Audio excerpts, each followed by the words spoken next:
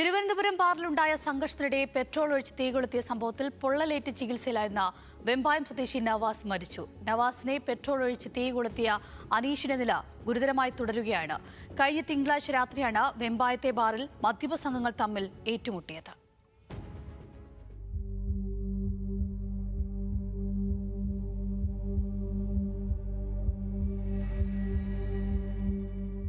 വെമ്പായത്തെ Vembayam hotel and resort എന്ന ബാറിലെ AC മുറിയിൽ ഞായറാഴ്ച രാത്രി 10 മണിയോടെയായിരുന്നു നാടകീയമായ സംഭവങ്ങൾ.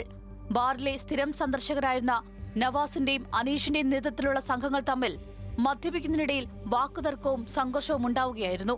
ഇതിനു പിന്നാലെ ബാറിൽ നിന്ന് പുറത്തുപോയ അനീഷ് ഒരു കന്നാസിൽ പെട്രോളുമായി എത്തി നവാസിന്റെയും കൂട്ടരുടെയും ദേഹത്തൊഴിച്ച് തീ കൊളുത്തുകയായിരുന്നു. എന്നാൽ ഇതിനിടെ അനീഷിന്റെ ശരീരത്തിലേക്കും തീ ആളിപ്പടർന്നു. ശരീരത്തിൽ തീ പിടിച്ചതോടെ ഇവർ ചിതറിയോടുകയായിരുന്നു. 9:45-10 മണി സമയത്തായിരുന്നു നമ്മൾ നടന്നത്. ഈ സമയത്ത് നമ്മുടെ ഇവിടെ വരുന്ന സ്ഥിരം കസ്റ്റമേഴ്സാണ്. ഒരു 10-15 പേരോളം ഒരു സൈഡിലായിരുന്നു കഴിച്ചുകൊണ്ടിരിക്കുമ്പോഴാണ് ഈ ദൂരെ നിന്ന് നമ്മൾ പുറത്തോട്ട് ഒഴിച്ചിട്ട് കത്തിച്ചിട്ട് പുള്ളിക്കാരൻ്റെ പുറത്തേക്ക് വരുന്ന സമയത്ത് പുള്ളിക്കാരനും അവിടെ മറിഞ്ഞു വീഴുന്നുണ്ട്. അപ്പോൾ ആ സമയത്ത് പുള്ളിക്കാരൻ്റെ പുറത്തും ദേഹത്തും തീർച്ചയാണ്. അപ്പോൾ അങ്ങനെ പുള്ളിക്കാരനും നല്ലോണം പരിക്ക് പറ്റി.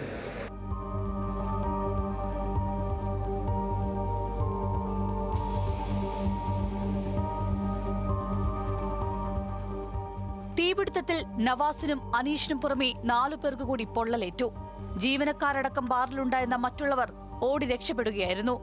ഇതിൽ ICUവിൽ ചികിത്സയിലായിരുന്ന നവാസാണ് തിങ്കളാഴ്ച ഉച്ചയോടെ മരണപ്പെട്ടത്. ഇരു സംഘങ്ങളിലുള്ളവരും നിരവധി ക്രിമിനൽ കേസുകളിൽ പ്രതികളാണ്.